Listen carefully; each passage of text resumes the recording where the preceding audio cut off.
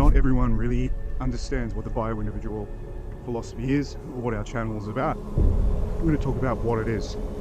Bio-individual philosophy based on the great truths of the great men. Buddha, Nietzsche, Darwin. We acknowledge that words in education are not enough and that physiology is the prime mover. Physiology is the key. Words, concepts, and education just not enough. This is the path, and it is fraught with danger. You'll hit certain points where it gets a little bit tenuous. And when you look up, it can be intimidating. The key is to stick to the method. When we get to the top, we see the perspective. We missed the forest for the trees. This is what you get. You get to view your reactivity. From up high, you have more free will to choose. It's the ultimate view. And this is what we're really after. Yeah, okay. Tonight, what is the go? We're going to talk about meditation, is it? Did we talk about meditation? I swear we just did. We spoke about but since then the retreat. The retreat. Yeah, we talked about your retreat, and since then you've put it all together into a online course, cohesive whole meditation series thing on your Substack, which is what's the domain name? Islands of Transcendence.substack. Yeah, that's it. Yeah. So subscribe, people. I'll put it below. Yeah, it'll be underneath. So which is an amazing Substack, I might add. Just quickly on that point, you'd be insane not to subscribe to it. Insane. So this is you've got a few people have liked this and they're joining your Substack and stuff to get access to this. So I think you should tell people what it's about here and how your kind of approach to the meditation, because this is like a stripped down version, avoiding as much of the stuff you have to believe as possible, and just get down to the practice. So yeah, what's the idea behind this meditation practice series explanation you have, and what kind of people are you looking for? Who do you think will like it? Getting down to business. Yeah, after the retreat, I was kind of inspired by my Zen master who gave a couple of talks, and I really like he kind of combines like the traditional elements, but I won't give him away, but he also just say like he's involved in harder areas of research as well, and he his particular interest is physics, and I won't go into what he said because I don't have any fucking idea what he was talking about anyway, but he was talking about awareness, what it is, and he was talking about it through the frame of physics. But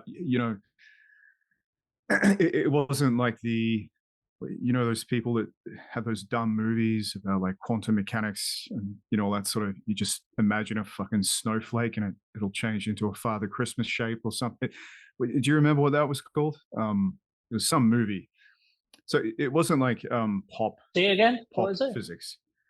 It was like some fucking dumb movie on quantum mechanics and how like a Zen monk can change a snowflake, the structure of a snowflake. Was it a documentary? Yeah. It was a documentary. Oh, is that What the Bleep Do We Know? Yeah. That's it. I never actually even saw it. So I don't know if it's nonsense, but it seemed like it was. But yeah, he wasn't talking in those terms. Just to clarify, it was something different. Anyway, I found his explanation of things interesting and intriguing. It was good how he used modern phrases and terms, and I felt like it demystified a lot of things for some of the people there at some points. Whereas the Eastern way of talking about things can get a little bit flowery, a little bit kind of kind of icky, but like bleh, yuck. For me, I don't like it. I don't like it. I like, yeah, you know, it's a whole thing like, oh, that sounds like it's materialism, man. And you know, people make comments like that. It's not material, it's all consciousness. And whether or not these things are true is besides the point, because as I was saying to someone, if you go and step in front of a fucking bus, you know, that consciousness is going to fucking splatter you all over the road. So I think that like physical explanations for things are still valid. They're good. They help demystify things. So I got thinking that I should maybe demystify sitting. So I stripped it right down. But there's also other important elements. So even though I practice Zen Buddhism, I don't consider myself a Zen Buddhist. I don't consider myself a Buddhist, like in a religious sense. And as you know, like this whole project that we're in is about separating the utility from the dogma and putting it together again in a way that works for the aims of people like us. So basically, I decided when I got back, I had a bunch of thoughts on the drive home, and I just got inspired to rephrase the practice, to break down the practice to its component parts in terms of human physiology and what the physiology of it is, because you know, that's a huge part that people don't ever talk about. Like even the Zen masters, I know they do mention it. So obviously the posture and the breathing and stuff is important, but they never really focus on it. So it's just kind of like, do this and that's it. And there's never really any other talk about it. And I can see people struggling with it, and people can struggle for years, as I did. And I just feel like that's not really the way to go. And I understand in a traditional context, probably the head abbot would be beating the shit out of you with a stick if you were sitting wrong. But at least in the West, it doesn't really happen, you know, unfortunately. Otherwise, I would be a Zen Buddhist because I'd love to go around kicking the shit out of people. But anyway, maybe with so maybe with Neuralink attached to Twitter, you'll be able to whack people over the head with their shitty takes on Twitter. yeah, that'd be cool. Deliver a simulated violence. Yeah, I like it. It's a good idea. You should get in touch with Elon. I like it. Yeah, I need so to yeah, reply anyway, to him, yeah, no, do so, please. See if you can get some money out of him for this as well. That'd be good. Well, the first thing I'll ask him is to subscribe to your Substack. Yeah, get it while it's still hot. Well, I know he it's going like overpays, so maybe hotcakes. you could double the price. You just put up the fee for him and then put it back down later for the plebs. $6 US instead of 6 Australian dirhams. I think that sounds good. See, this is all the Zen big mind is making you think big now. Thinking big. So yeah, anyway, that was a general idea, just to put these things together in a way that people can easily understand, and actually also to separate it from the tradition a little bit, and to go through the reasons why that's okay, how that works, and the general philosophy behind it. But also in that program, I broke down essentially how to do it as well. So I provided like all the information step by step, how to get started, things to look out for, and pardon me. Also, I provided like a Kickstarter meditation so people can go and use that, because sitting is like, it sounds easy, but it's not. It's actually quite complicated. It's a bit like playing golf. I think I mentioned this last week.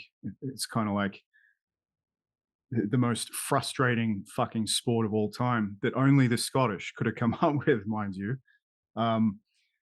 You know, you can look at each bit in your golf swing. You can look at your posture. You can look at the way your body's moving, where the club is in the relation to the ball, where you want to hit it, the conditions around you. You have all these different things going on, and it's only very rarely, at least in my experience, that you can hit the ball at all, frankly, but hit it well, hit it properly, and all those components come together, and you have a nice swing, and that's kind of what you want in golf.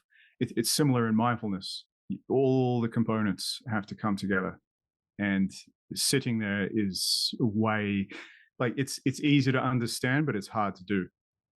So what I wanted to do is just to simplify it as much as possible, remove the Eastern mysticism.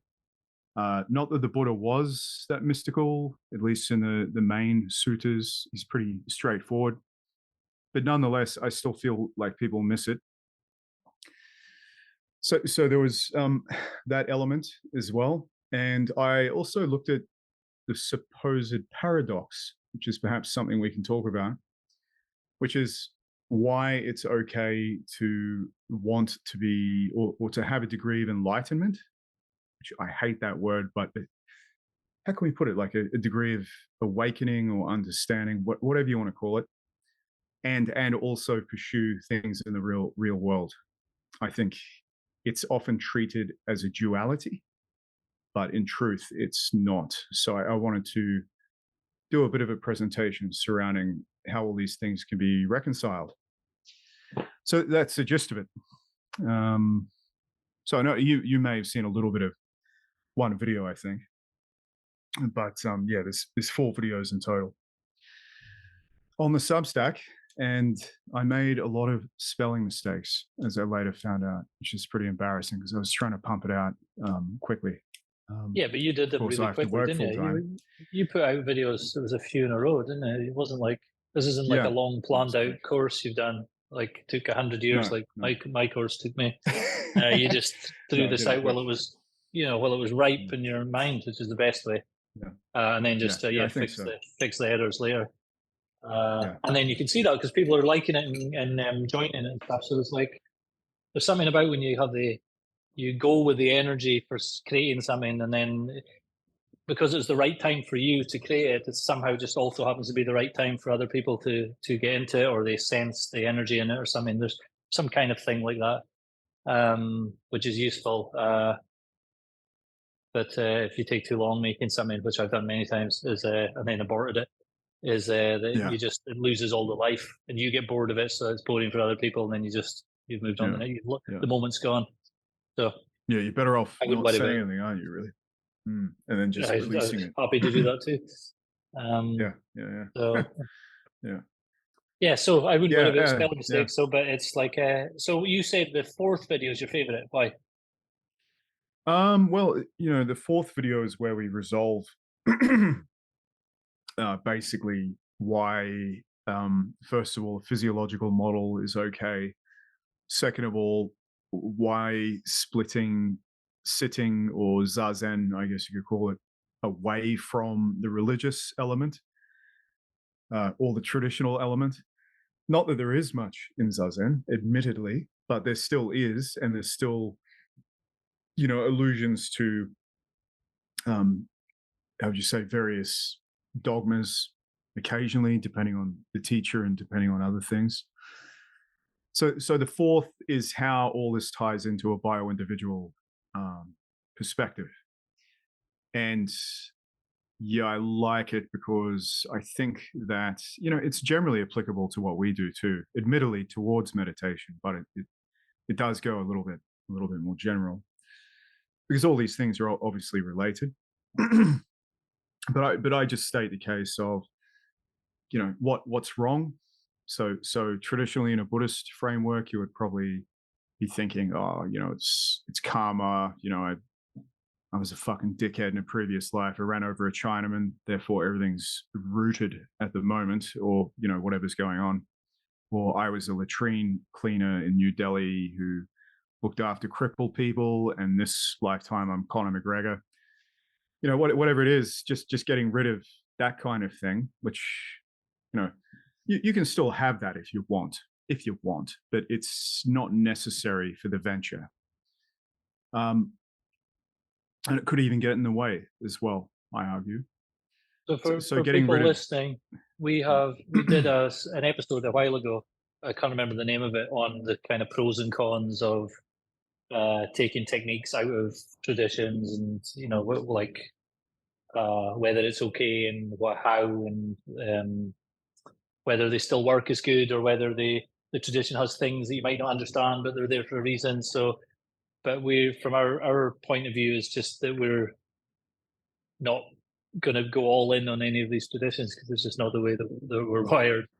So we're picking out things that work, piecing them together for ourselves through self-experimenting, and then sharing it, and then whatever happens, making things more friendly to Western kind of mindset, but not this silly scientism, materialism kind of way of looking at things. Just we're just calling bio-individual. So anyway, can you remember the name of that episode? Something about tradition. Tradition. Something about tradition. What is it good for? Yeah. Yeah. So anyway, somebody can check that out. What is it good for? Yeah. Yeah. So it's on there. And having said this, the science thing, there is a lot of physiological science, although I don't really talk about the implications in a scientific way, but I do talk about the body and also reimagine some of the Buddhist terms for different things in a scientific or pseudo psychological framework. And the reason I do that is not because I love psychology or psychoanalysis, but I think that people that watch it, what they'll find is the terms become easier to understand and comprehend. So, for example, when you use dukkha, or the Buddhist word for, quote unquote, suffering, that has all sorts of moral connotations, rightly or wrongly, if they're meant or not. But I just feel like there's better ways to understand it. And we spoke about that last week as well, in terms of reactivity, for example. What was it? Being attracted to something or being averse to something. And how this causes us dukkha or suffering. So I think with a reimagining using modern Western language and terms, these things become a lot easier to comprehend and a little less because autistically moral, just on that point, because they don't need to be moral. They're not pointing to something moral necessarily. So yeah, you go. It's the moral thing is because they're otherworldly. When you hear the fancy word, the exotic word, and everyone gets excited, and then they're not realizing, especially when it's like Buddha, who's like a very practical sounding, his main stuff, down to earth kind of person, sounds like, not an expert, but it's people get entranced by the fancy words, and they think they're otherworldly, and then they're struggling to understand what it means in their own practice or whatever. But they're just concepts to describe things that were actually real in the practice for them. So if by using the old words you are being taken away from the practice, then you're missing the point. So it is better to change the words into something more real, that the person will understand what it is you're using, so you can actually use the concepts, because they're just concepts. They're not like some mystical powers of each of these words. They're just a concept. And there is an art, obviously, to mapping their concept to our concepts that match correctly, because they'll never match exactly. It's different cultures, but you can get close enough that will work for us. This is the point. It doesn't matter whether it's transcendentally true or not, and it's the right word. It's just, if it works, it works. It's fine.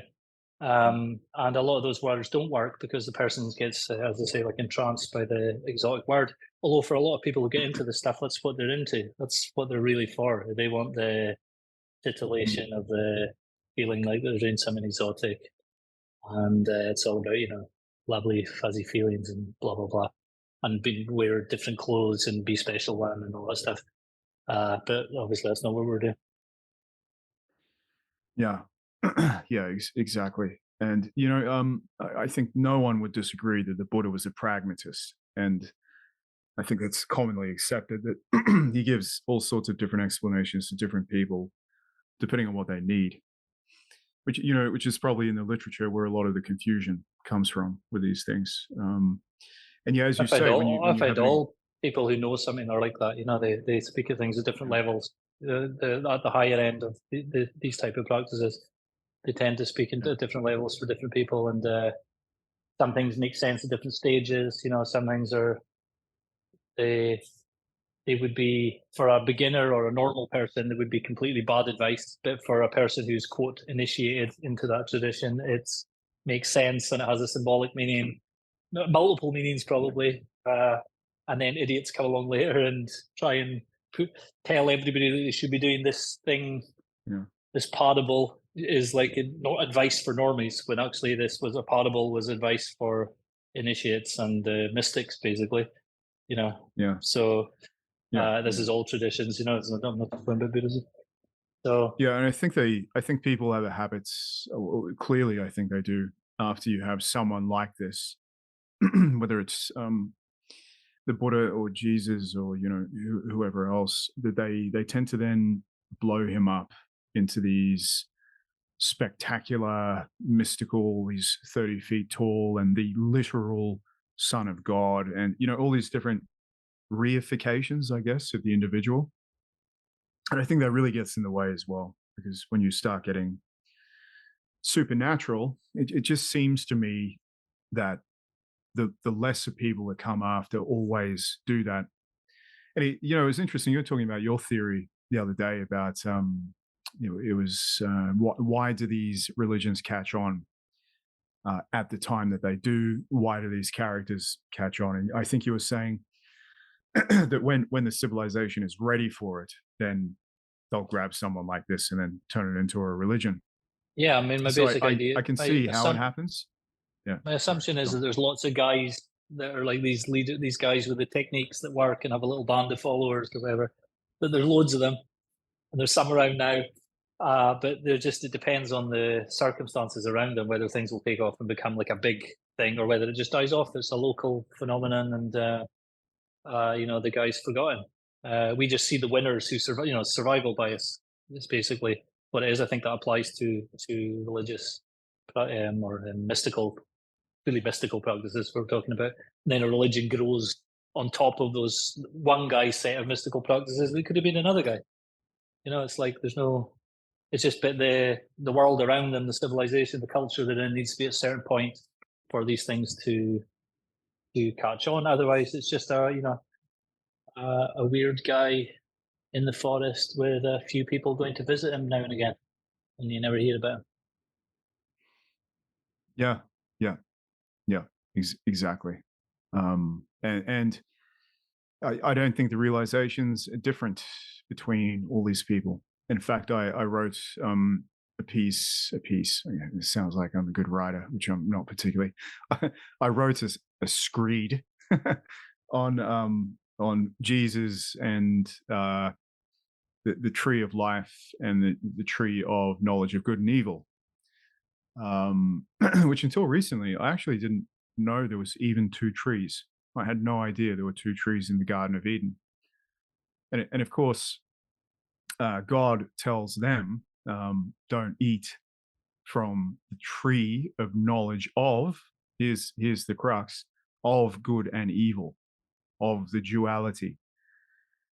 And of course, Eve, being female, can't help herself, and she goes and does it. And then all of a sudden, they're aware of their nakedness.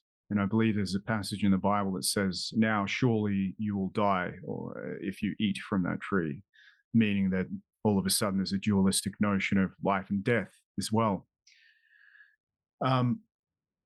Whereas they were free to eat from the tree of life. There was no problem. And Christian literature is replete with references to people metaphorically eating from the tree of life. And they all share the same kind of imagery and description. So I think that in every tradition, there's this reference to some experience that human beings can have. And I like the Buddha because he most autistically spelt it out. Like if you read his words, they're very, very scientific. very scientific, very pragmatic. Whereas I think other traditions get a little bit corrupted and err on the side of people missing the points a little bit. But nevertheless, I think that whatever these guys are getting at, it's all a similar thing. Obviously, because humans have the same apparatus, it makes sense that that would be what's happening. There's not like going to be a different realization. It's ridiculous.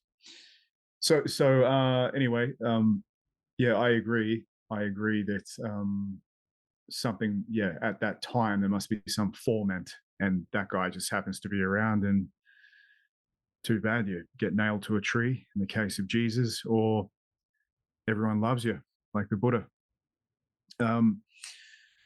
So yeah, anyway, the idea of this, the last presentation was basically meditation without dogma, meditation without meaning, specifically. And this kind of forms part, I guess, of a triangle we've been talking about, which is, I guess, what would you call that? Bio-individual triangle. And on each vertex of the triangle, there is a different practice. And I think that we see these practices as mutually reinforcing. And I believe, and I don't think we've really formally got to the bottom of this yet, but I believe meditation itself forms a critical part, enough to not warrant the most important place, but at least an important place. And we can get into that a little bit later about, for example, how some people in psychology, particularly cognitive behavioral therapists, for example, are now using meditation. But in the presentation itself, I said there was meditation without meaning, and I stated some goals that I think are different from the goals of the tradition. So the goals of the tradition are stated as liberation from suffering, obviously, right? That's what it's all about, Buddhism. And you do that by becoming wise to the reality of what's going on. But I know what they mean by that. I get it. But I'm just not sure I agree with that. I'm not sure it's complete. I think there can be other bits to it as well. So if you don't mind, I'll just go through some of the goals that I came up with in that presentation. So I thought that probably what a bio-individual is really thinking about is self-mastery. So the ultimate goal here is self-mastery, mastery of the self. Yeah, I think what you're saying there, I think that's that is the cultural part of it. Like they that culture and time then, and those people, they focused on the suffering part, because there was like the Indian culture, life is a dream, escape from the dream, and like that point in time, that's where they focused on the suffering part. And whereas now we're not that kind of culture, so we're more interested in action and will, and doing things and overcoming ourselves and things, and striving for things. So we're gonna be more attracted to those aspects of this, of some of the Buddha's practices, because they give tools for that. So we're just tools for means to an end for us, because that's just the way we're wired. Whereas another group of people focused on the other aspect, which is escape the dream, escape the suffering. And we were talking in the last one that suffering is not even the best translation for it. It's more like unsatisfactoriness. You don't things happening that you don't want to happen, and things that you do want to happen not happening or stopping. So yeah, it says a lot about people and culture and the time, which things they focus on when you have like a real teacher with real techniques, or techniques of transcendence, or however you want to describe it. When they come along, they can get to the heart of it, but the people around them will use and take what is more what they like. It doesn't necessarily mean they'll they'll run with the most important parts.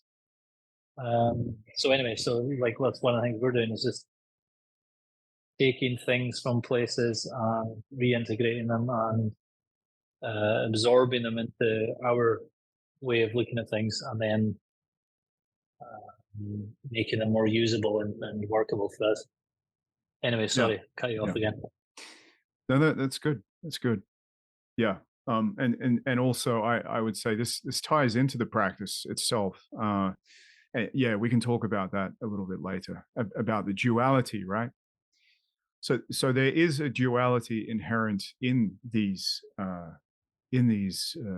religions or paths, and that is the duality, that rejection of life good, life suffering bad. And in a way, from a practical standpoint, that's really just another duality that you kind of have to fucking forget about. But we can talk about that a little bit later.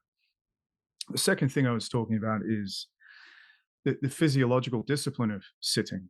Now, for me, this is almost the main element, the most important part, and everything else is kind of downstream of this. Sitting is like freaking difficult. We were talking about it before in terms of the golf swing. It's painful. It can be very difficult. It can be all of the things that you don't want to do. It's just not fun. Going on extended retreat is not fun. It's not a fun experience in a way. I wouldn't describe it as fun. So the Buddha himself has a really good quote where he talks about making the crooked straight. And he describes that as the hardest part of the process, is making the crooked straight. And he talks about that in terms of the physiology. So he's saying the hardest part is you're all crooked and fucked up. And what you're going to have to do before you do anything else, worry about anything else, is to make yourself straight. If there's any gay people out there, don't get me wrong here. It's not what I'm talking about. I'm talking about your spine and your body and all the various other physiological elements. So sitting is excellent for that. It is, in a way, I would even describe it as a form of body work. I know we've spoken about Reichian therapy before, and I've had many of the same things happen to me while sitting, because there's something about sitting still with your spine straight and having your spine support the rest of your body that does something to your tissues, and you get many of the same effects as you do in a less organized, concerted way, but things still happen. The third one, and the controversial one, and I'd like your thoughts on this, because I did do this in a rush, and these were things that just I thought about because I'd spoken to other people about them, and I think it works. But that is the acquisition of personal power. And I actually got this from a guy I studied with, who I won't name because I'm not sure if he wants me to. What do you think about that? The acquisition of personal power. Now, this is diametrically opposed to Buddhism, at least in the way it's stated. I think that probably a lot of it comes down to what power is and what you define it as, which is different to everyone, and a process everyone has to go through. But what do you think of that? Well, it would be controversial for many people, because their idea of spiritual practices and traditions in general is you are to surrender to the whole. You are to become part of the whole in the bigger thing, and you are to be absorbed in the greater, bigger thing, and not be so egocentric and controlling and worried about yourself. So that's how most people are seeing these things, probably. And in all the traditions they have, that would be the main thing. And then there's always some kind of side sects that are people that are chasing power. They're doing it for power to overcome themselves. Like some of the tantric ones in the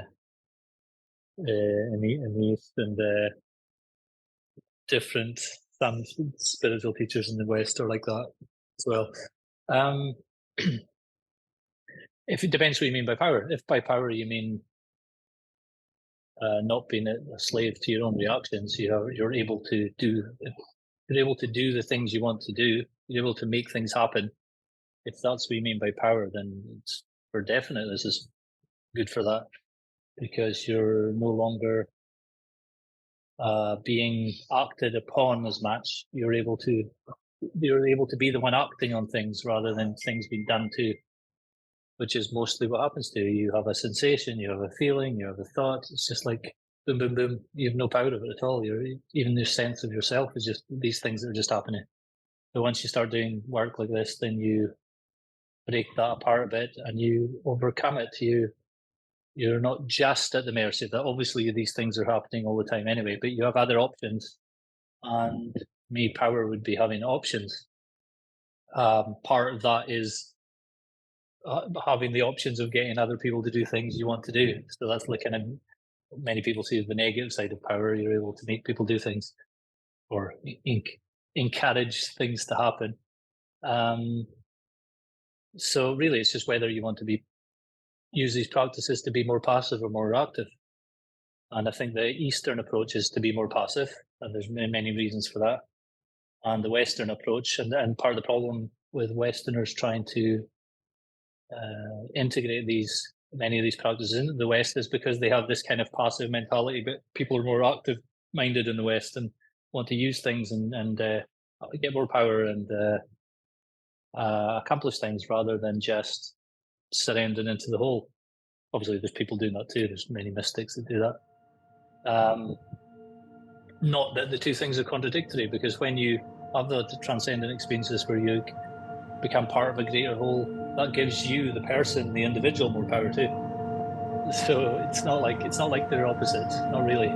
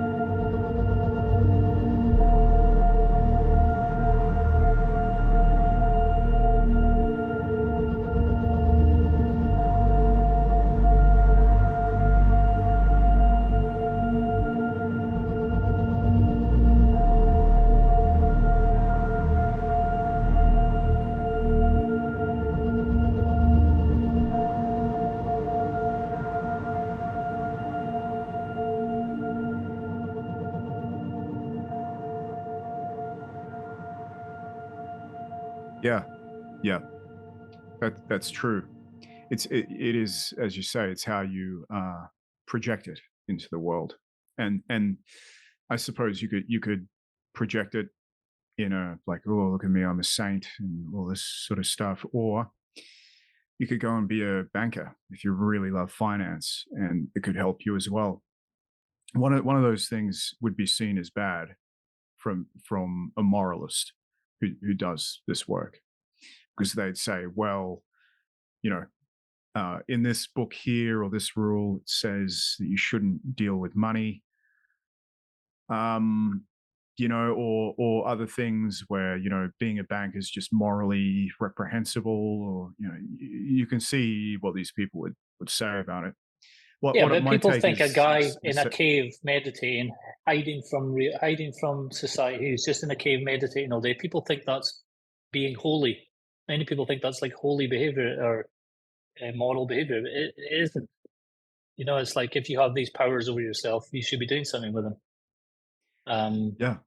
You know, like if you want to be being moralistic about it, I mean, it's obviously up to the person, but there's it's the passive active thing, and I think this is like one of the clashes between Western Faustian civilization and the other places, because they don't necessarily have it like that. They don't. They don't have this itch, this drive to just go out and start doing things and having power over nature and doing things, and including themselves, mastering themselves as well as nature. Like it's just like for Westerners, it's just another frontier. It's like the inner frontier. You're just having to go in and overcome all these reactions and sensations and feelings and get more power over them too, in the same way as people, same as I don't know, a Viking jumping in his boat and going to go and grab all the stuff and do his thing in the next piece of land they come across. It's similar to that. It's just like we're just kind of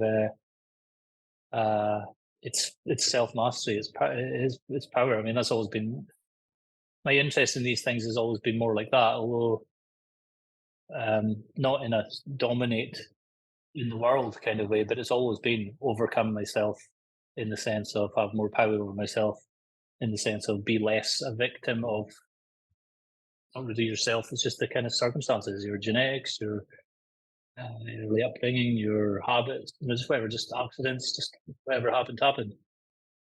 So you can accept that and go live in a cave, or you can do something different. Yeah. I think I've mentioned the cave every single episode now. I'm going to keep this going. Yeah. And also the wee guy, also the guy on the yeah. side of the road in his pants. We forget about him. Yeah. I was the beard, and he's been fed sometimes because he's still blissed out. These things are, have a certain attraction, but like, to think they're model, like a guy holding his hand up for 20 years, and his hand's withered away, but okay, cool, that's quite strong willpower to keep your hand up. But it's like, I was like, at what point are you going to? Are these things like a good use of your mind? A good use of your mental strength? Mm-hmm. They're not. Yeah. But for me to even say that that's an issue is a very like kind of Western biased thing to say, because a lot of these people don't. A lot of people in different cultures and different times, they don't think you need to do anything with these things. It's just a case of seeing things clearly, and that's it. They don't. It's not an issue. It's me that's making an issue here. It's like it's people like us who makes it an issue, because it's just the way that we're wired. Fate. Yeah, and I quite enjoy life as well. I think, I don't see it as this horrible thing necessarily. It has bad features. But you can understand if you live in an Indian village, why maybe you'd have a different view, possibly. But anyway. So the other thing which is related is self-definition and the pursuit of self-definition, which is an important one, which again someone taught me about. I hope to have him on the show at some point, actually. But again, I think that self-definition comes down to being reactive, and if you're reactive, then you're not defining yourself. If you're being driven by beliefs, we were talking last week about these metaphysical beliefs that we have about ourselves that are underneath or calling the shots from behind the scenes, and that we're not really aware of what we believe, and we tend to do things compulsively as a result. So that wouldn't be an example of being self-defined.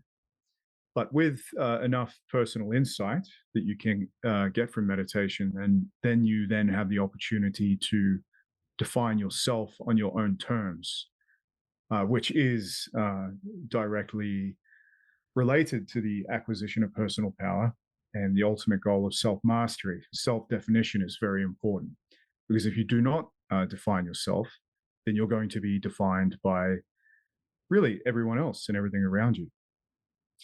So I thought that was an important one. And again, it's runs not technically, it doesn't run counter to traditional Buddhism, but they don't really talk about it in these terms. But it's it is similar in some ways, but it is different, because self-definition is something that that again is tied up with pursuing things in the real world, as you're talking about, that the average Westerner would want to do. I mean, some of these practices are Yeah. dangerous from the point of view of somebody who's looking for socially cohesive influences. You know, they're like, if you go off and do this, you really can not fit in with the way people are doing things around you. So, I mean, you can see why a practice comes up that makes it. I mean, think what Buddha's saying in some of the stuff is that you're to look at the different things in your experience, you know, one by one as they appear and disappear, and think that does not belong to me. There is this that does not belong to me. That's very dangerous if you're like at that level of everything. You're saying you're overcoming your attachment to everything like that. You're not going to be so easily swayed and controlled by the people who run the society around you. So there's reasons why things could get attached, other practices and rules could get attached by the structures that come after these guys, the religious structures that come after them, that are about keeping people in check so they don't go off and become like extreme individualists, or really shake things up a bit in the local place. And so there's, I don't know how many of those people survived who actively use this stuff for just pure power and didn't try to fit in and help the whatever structures around them that they didn't like or just had no interest in. A lot of them maybe just didn't survive, so you don't hear about them. You just hear about the social. It's like it becomes a social movement, and you just call it religion. Yeah. There's some examples I know in India. Did you ever read that book by, I think it's a guy called Robert Svoboda? It's like a Ayurvedic doctor, and he did a book about his mentor who was a sadhu. I think his name was Vimalananda. The book was called Agora on the Left Hand of God. And those guys, the dudes on the Ganges that do all the rituals with skulls, and they drink whiskey and smoke ganja. And you see them like they hang out at the charnel grounds, or the place where they cremate people. And they're meant to embody Shiva, or the destructive aspect of Shiva, I think it is. And it was funny because once he'd done his sadhu years, if this book is true, and I suspect it probably is, this guy loved horse racing and like would have a little bit of whiskey at night and just lived in the community normally. So yeah, he in those books, he didn't appear to reject life, like to go and, as you say, throw on a pair of underpants and live on the side of the road. Although he did do that for a long time, training. Yeah, well, those guys, they're doing the opposite. They're breaking all the taboos, and they're doing the opposite of the local rules.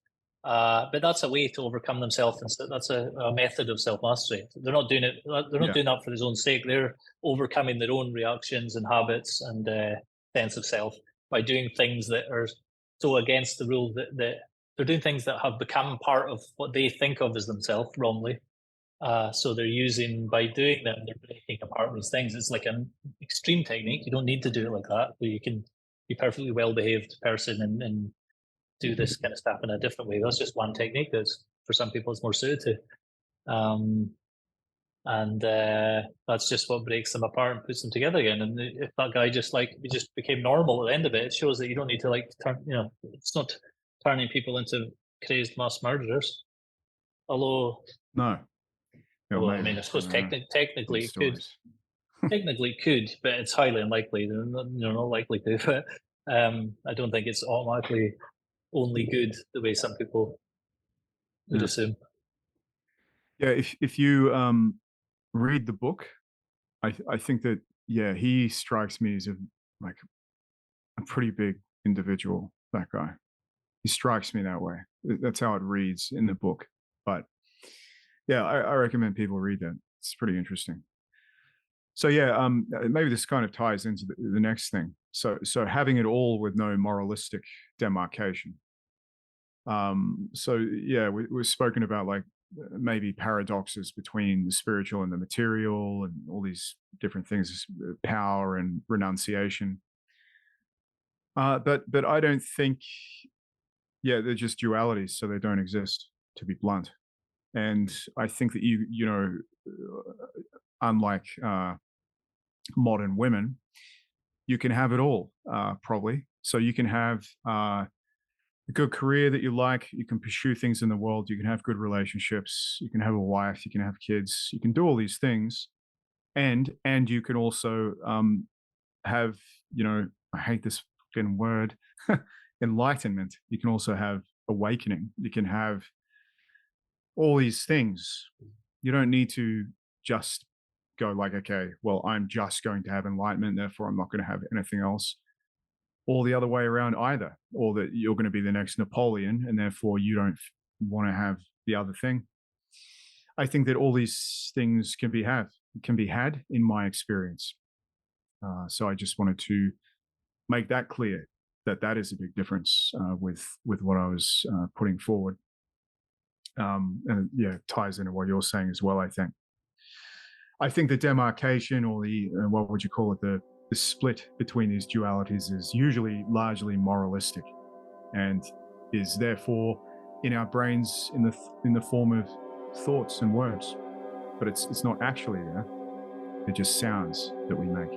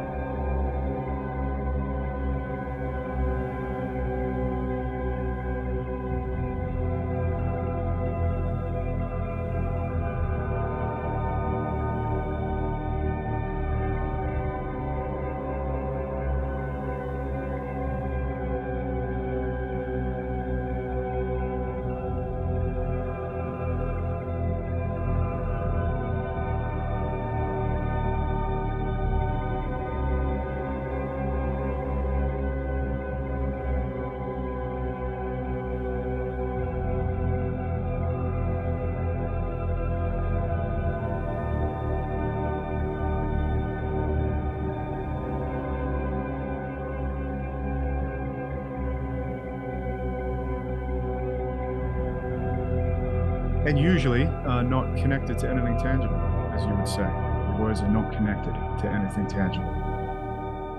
So yeah, I argue that very strongly, that you can, I mean, you've only got so much time on the planet as well. So it's not like you're going to be able to, okay, I'm going to become perfectly enlightened, then I'm going to be, you know, a billionaire, I'm going to be all these different things.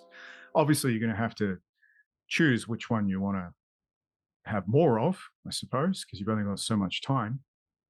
But it's possible to have degrees of these things and enjoy them all. I don't care what anyone says. I think it's absolutely possible. I know it's possible. The other thing, I guess this is kind of a bit of a repeat, living authentically, willfully, not being lived. So this is a Dr. Hyatism. Living, not being lived, which obviously we're talking about reactivity and all these various other things. If you don't master your reactivity to some degree, then you're being lived by your biology and you're not living.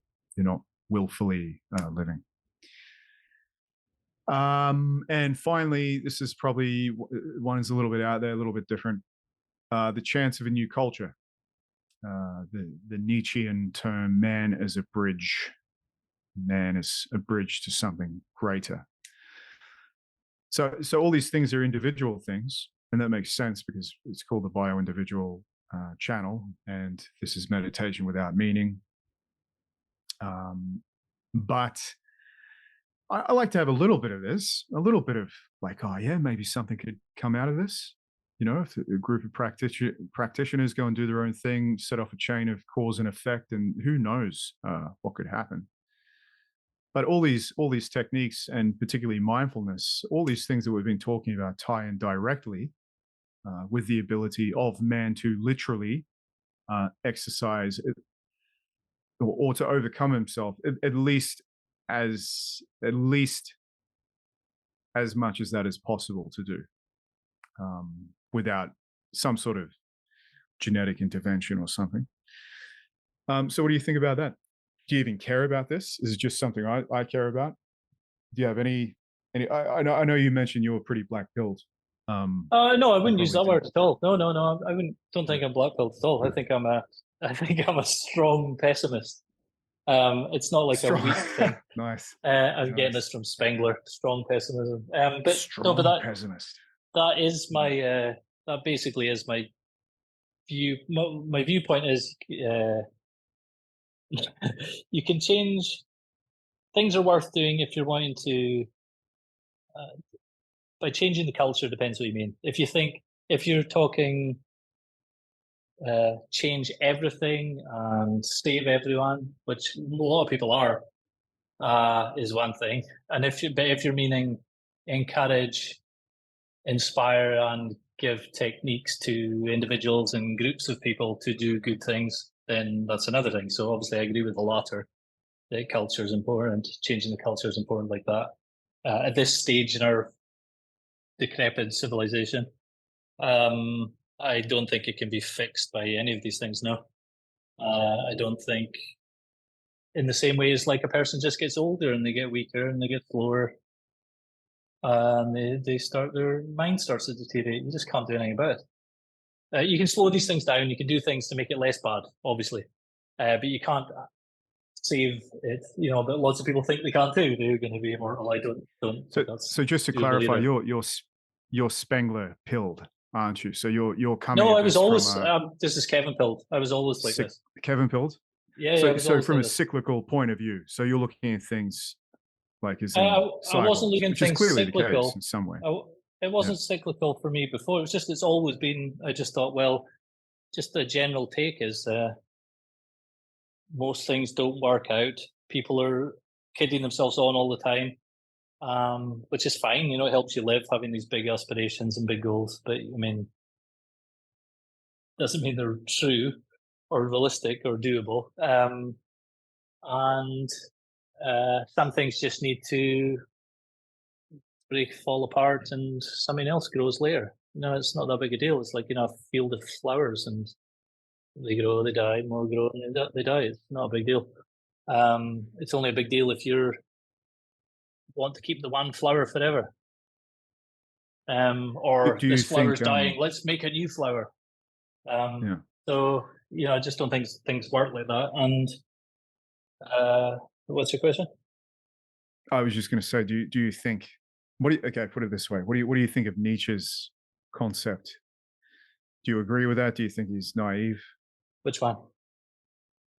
About the overman and mankind as a bridge to something higher. What do you think about that? And this isn't a trick question. I'm genuinely interested. Yeah. What do you think about that? Yeah. Yes, as a bridge to other forms appearing after, that they may or may not be higher. They may be mineral based, computers. I don't know, but I've always taken his thing to just be a metaphor for people aren't really human; they're just machines and acting automatically, and you can overcome that and kind of do new things that you've chosen to do yourself if you work on yourself. I don't know, is that literally what he's saying? But I just treated it like a metaphor like that. But his point of view, he's a religious guy, whether people think he's not, or think he is or isn't, he is. And this is just his version. This is self-overcoming of his own Christian beliefs. Yeah. Yep. Could be. He's just transformed that. That's not like a big put down or any of that. I think that's just what that is, and that's all you can do really is work with what you have. But I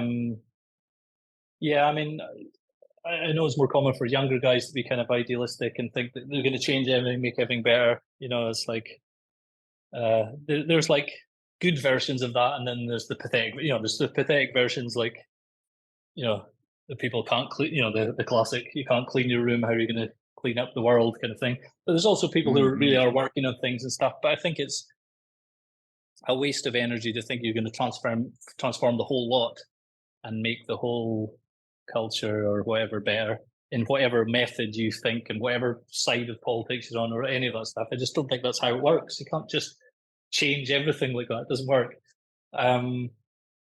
But you definitely can do things and create things that inspire, help, and teach and give tools to people, individuals, and groups of people that have a disproportionate effect on the way things go. Does that make sense? So it's kind of more, so I mean, that to me is just the way it is. I don't think that's really pessimistic or optimistic. It's just what it is. I think half of the optimistic stuff is just the techno-utopian stuff is just mostly just delusion and unacknowledged.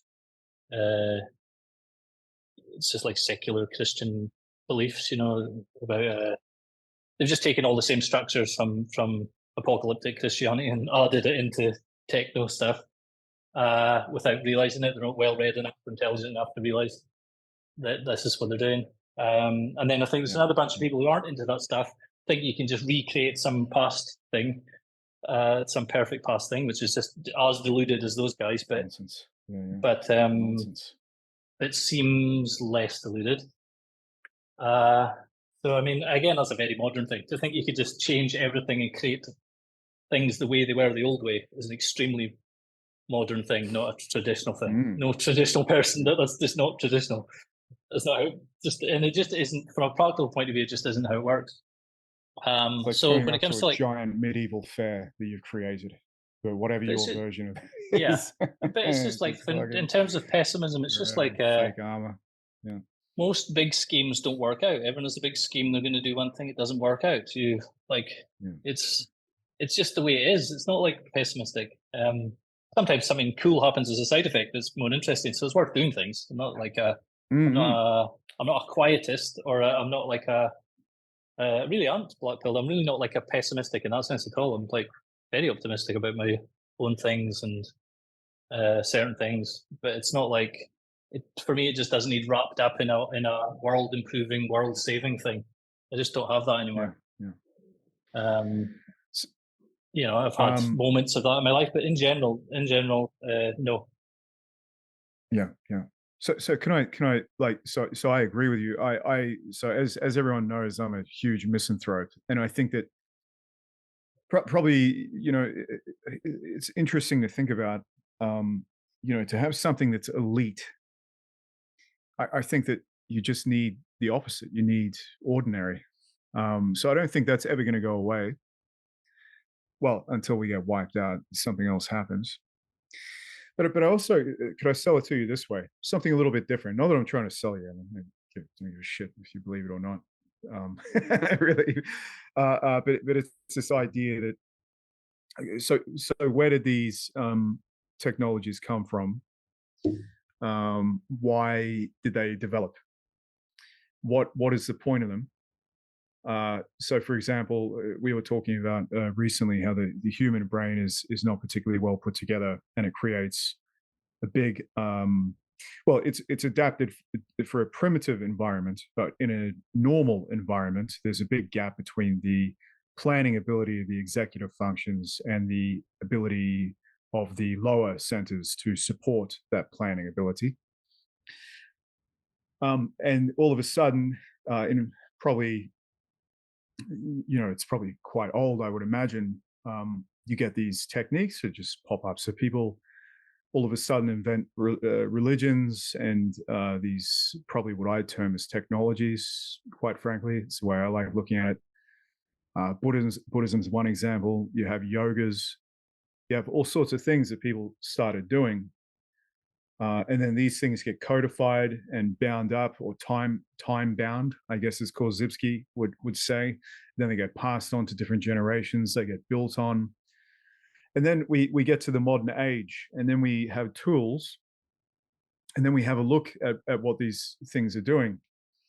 And for example, we know even in my own thing how Zen monks breathe into the abdomen and they breathe slowly. Well, I can measure what that does, and it has like a measurable effect on the way blood's pushed around the body, metabolism, how the nervous system is balanced, how much blood is getting to the brain, brain waves, which is an article that I'm working on at the moment because I've done a bunch of research on myself. And all of a sudden, these technologies, well, okay, we're causing measurable changes in the organism. And the same thing I would imagine goes for yoga and posture, as your course. I've just been working through another video of yours, how you talk about the structure of the posture and the thoracic cavity, which is directly tied to breathing and all these various other things, and how much blood gets pushed around, and how effectively someone can manage their nervous system in time and space, which is connected to reactivity. So all these systems have been developed and they've been disseminated. And I would imagine that for all everyone whinges about modernity and how fucking terrible it is, which in many ways it is, but not for the reasons people think, not for moral reasons. It's messed up because we're messed up. We're a being who is badly not badly put together, but the way we're put together is not appropriate for how complex our informational environment is. Like, we can't handle it, which is why you get all these aberrant, bizarre outcomes all the time. The strange thing is this: these technologies, these practices, have an impact of augmenting the physiological structure, or arranging it in such a way that it can better handle all the things that are going on in the environment. So it just got me thinking down this path is, well, okay, if everything is just this, like we're all toy soldiers, we're just in a mechanistic, we just, we're in a Darwinian model, how we're just reproducing and fucking dying, and it just goes on forever. I mean, why would this stuff even come up? Why is it developed in the way that it has? What's the point of it? If it wasn't evolutionarily adaptive, why is it here? What's the point of it? So I think that these things will have a bigger part to play in the future than perhaps what people today think. And I think they already are. I mean, if you look at some of these meditation apps, they're fucking huge. They have millions and millions of subscribers. Whereas before, you know, you had the Buddha and his Sangha. So at most you would have like a couple of hundred in a monastery or something. But now you got everyday people like us. And admittedly, you know, sure, they'll just be doing 10 minutes of mindfulness or whatever, and probably not looking at it too deeply. But nevertheless, the technology itself has conferred some benefit onto these people. And I can see from you know, a physiological and neurophysiological point of view that if these things are making, or not augmenting, it's the wrong word, isn't it? But if they're facilitating a bigger or a greater range of adaptive behaviors in more people over time, then I could see them proliferating even further. And you could imagine over many, many generations of this kind of thing happening. You know, perhaps man does get to the point where, you know, he's able to exercise control over his physiology in much more effective ways, and manages to overcome many of the things that ail him. And I firmly believe, you know, when I see everything on Twitter and everything on the news and everyone's all fucked up, and, you know, I was saying before, I'm getting not blackpilled or anything, but it's more that I'm just seeing everyone as dysfunctional robots in a way. And I know the cognitive and neurophysiological reasons why that's the case. I think that neuroscientists have a pretty good idea of why it's the case, from a number of different angles. And we know that these technologies have an effect on the way the brain works. So why shouldn't it be that? And I'm not talking like in 100 years. It could be 1,000 years or 2,000 years, like much longer time horizons. That if these things are packaged together in a very effective and useful way, that they couldn't be immensely helpful to some state in the future that could exercise greater range of flexibility. Because I guess I'm thinking from the perspective that they're here. Why are they here? Are they, you know, what's the point of it? We could just be like an animal. We could just go around and, you know, just fucking kill each other and fuck and then reproduce, and that's it. I just don't see why they're here if they're not adaptive in some way and they're spreading. This is what I Do you think see what I Nietzsche. mean? Do you see what I'm This is getting what at? I think Nietzsche's concept is. One of his concepts is relevant. You know, like I think it's just the nature of things to the creatures that appear in nature is to overcome themselves, and that's the next part of overcoming. That's the, you know, climbing out of the sea onto the land kind of thing. It's just, for us, it's this overcoming brain issues, because I mean most of our problems and human problems are downstream of brain structure. If you think about it, you know, I mean, they're like all the culture wars, like a lot of it is just people mistaking Yeah, words for reality. You know, that's a brain totally. And the thing. brain You not know? working particularly well. Yeah, Yeah, it's so. Just quickly there's on that, I did write an article just on that, so people know what I'm talking about, on that Adam Ghazali book. I'm going to mention it again. It's fucking brilliant. But yeah, not read so we yet. have Not read like, yet. Yeah. it's good. Yeah, he says we have a forager brain, effectively. So being distracted is good. Like a little bit of distraction, or quite a lot actually, means that you have more chance of finding things to survive. So in a primitive context, you know, the ice cream scoop brain kind of works, but for high executive planning, which is the world that we live in now, it's fucking kryptonite, because you just can't focus on anything, and it's energetically expensive to focus. So yeah, it's getting in Yeah, and the way. some of the So yeah, bad just thought I'd things say that. about some of the unhelpful thing, you know, like the overuse of the left hemisphere and get trapped in words and, you know, round and round in circles. Those things kind of feed on each other, and then that creates technologies around it which are more like that. So yeah, I mean, all this is coming from brain structure, how you use the brains, you know, at any one moment. you have all these lower brains that are getting you to do things. They have far more power over your upper quote human brain than your human brain has over the lower brain. It's more complicated than like the lizard mammal human thing, but it's similar. It's like that. And a lot of the arguments people are having are just at the top level, the human level, and in words and things, and kind of ignoring or forgetting or not, or misunderstanding or self-deluding about what the lower brains are making them do. People think somebody is morally wrong, but actually they just have a physical body feeling of envy towards that person. It's like it's easy to get lost in the words. So like a lot of things like that. What you said about you used the word you're saying at some point in the future man will be able to overcome this, and why are these technologies here for let's call them techniques of self-overcoming, to stay with Nietzsche.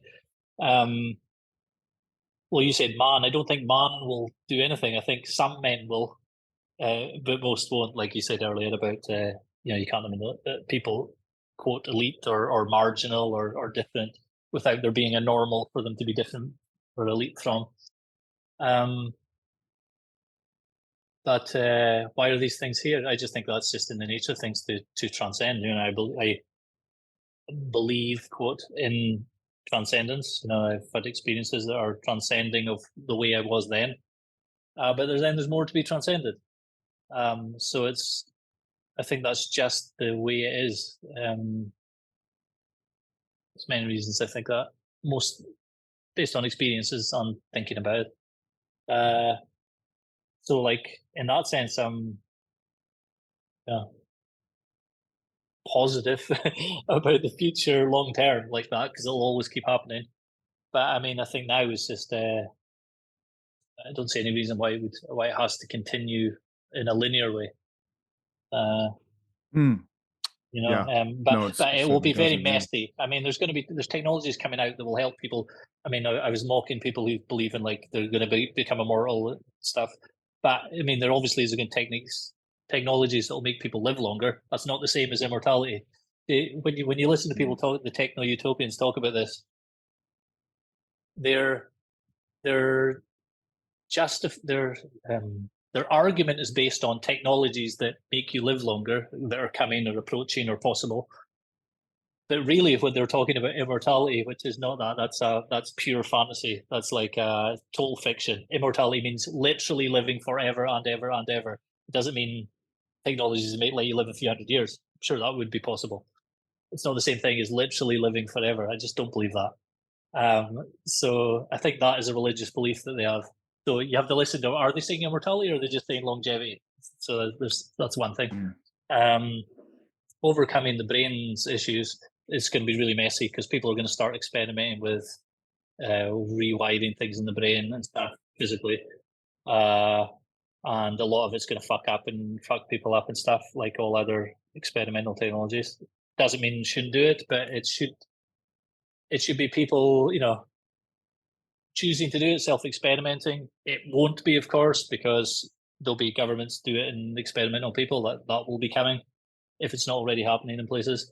So there'll be it's going to be very messy and horrible, all these things appearing. Even if they have good results, it's going to be a lot of bad things happening to people in the process. If you think of how many lab rats have been used by science, well, it's going to be people, whether it's like a headset attached to your neurons, or whether it's literally like trapping people in underground bunkers and injecting them with stuff and all, whatever. Making super soldiers is where a lot of it will be experimented on, soldiers that are signed off, special forces type of thing, and you just don't hear about the things that don't work, or do work for a while. So I think all these technologies will be unevenly distributed to be techno talk, but in the meantime, we just have to grapple with what we have and can use ourselves, and be some of those experimental people. Because if you think the human brain is a problem, and you think and you're also a human. So there's like part of that is kind of, there's an element of self-loathing in there, but it's not really, you're not like self-loathing yourself personally. It's just the way it is. You're seeing the bad side of it. You're kind of skeptical about the species, and you want to find ways to make it better. But it's only going to be for you and a few people that you can feasibly do this. Otherwise, you just get lost in dreams of change the world, change everyone, and makes it less likely that you'll improve yourself or a few people.